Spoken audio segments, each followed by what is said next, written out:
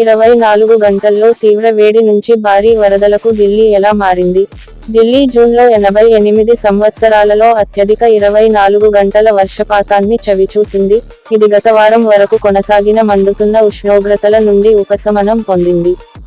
భూమి యొక్క ఉష్ణోగ్రతలో ప్రతి డిగ్రీ పెరుగుదలకు, వాతావరణంలో నీటి ఆవిరి పరిమాణం సుమారు 7% పెరుగుతుందని నాసా నివేదిస్తుంది.